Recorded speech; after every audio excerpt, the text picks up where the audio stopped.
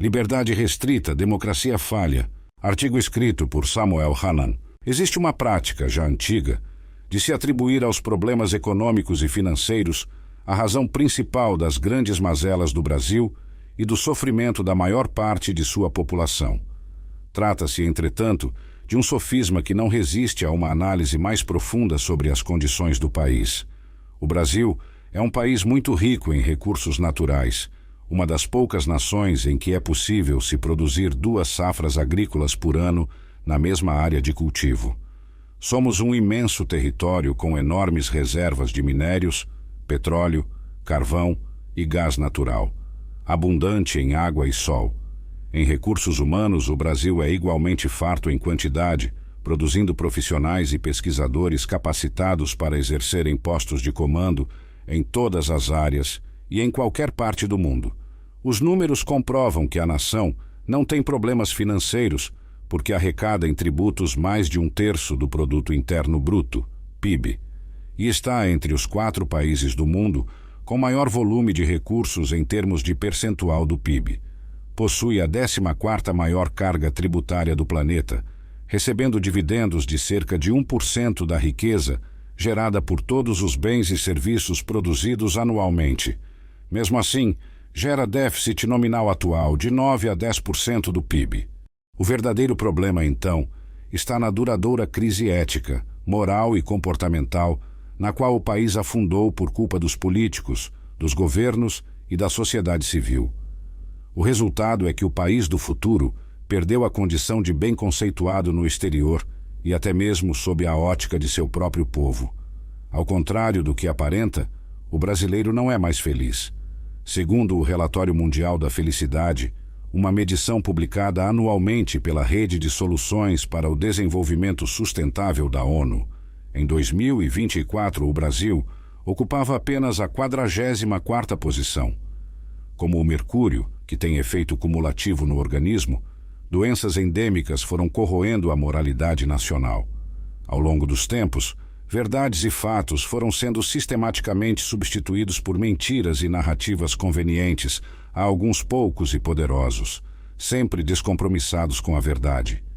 Impossível não remeter à célebre frase de Joseph Goebbels, o ministro da propaganda do nazismo de Hitler: uma mentira repetida 1000 vezes torna-se verdade. Desonra, abusos e impunidade tomaram o lugar das virtudes, como que cumprindo o vaticínio que Rui Barbosa fez há mais de um século.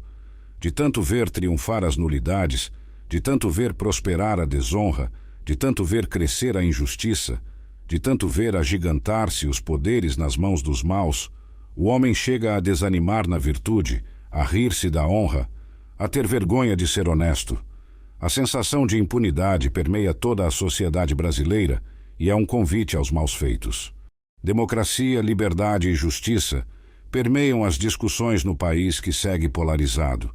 Enquanto se pergunta se o 8 de janeiro de 2023 foi uma tentativa de golpe de Estado ou um ato de baderneiros, de maus brasileiros comandados por maus compatriotas, ou um movimento de vandalismo facilitado por membros do próprio governo, tem-se a certeza de que todas as hipóteses devem ser investigadas a fundo e de que os culpados precisam ser punidos após o devido processo legal, garantida a ampla defesa e esgotados todos os recursos admitidos pela lei. O fato é que, ao mesmo tempo, suscitam-se os limites do Supremo Tribunal Federal, STF, porque o país não quer e não pode ver a justiça ser sumariamente substituída por injustiças seletivas.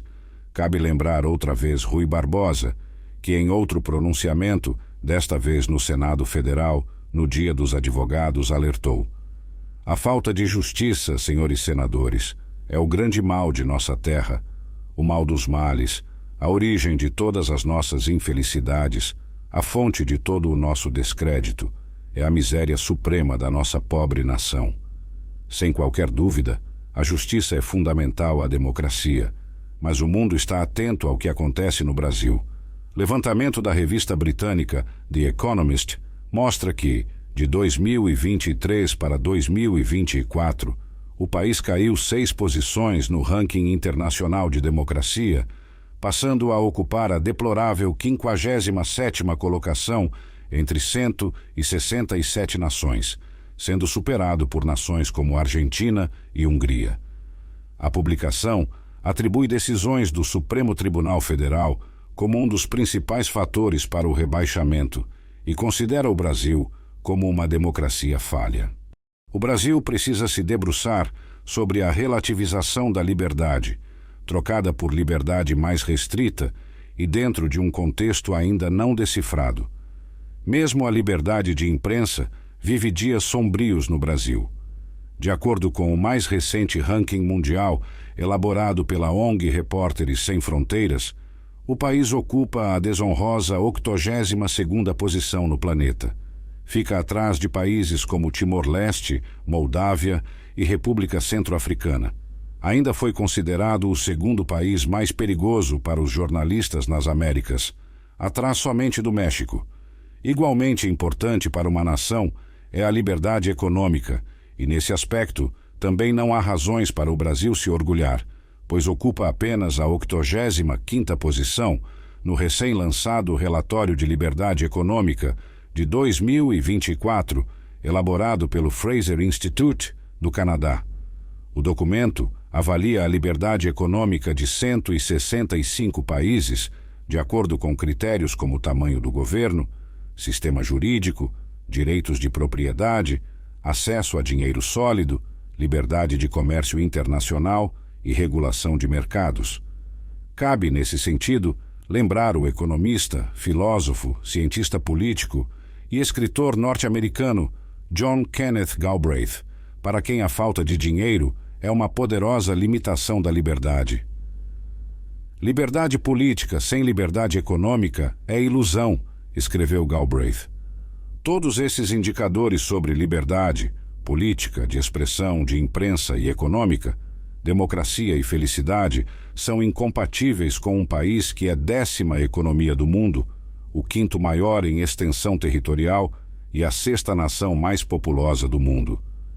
Ainda é tempo de reverter tal situação, começando pela classe política, que na defesa de seus interesses pessoais dividiram e continuam dividindo o povo e levando o país a uma grande crise política. Os remédios, por mais amargos que sejam, precisam ser administrados com urgência. Entre eles estão o fim da reeleição para os cargos do Poder Executivo e a imprescritibilidade dos crimes praticados contra a administração pública, essencial para o combate efetivo à corrupção. O Brasil necessita ainda resgatar os valores judaico-cristãos, que são fundamentais na estruturação da sociedade e para reconstruir o país. Liberdade, família e fé, ampliados para a verdade e honestidade, sempre objetivando a justiça social.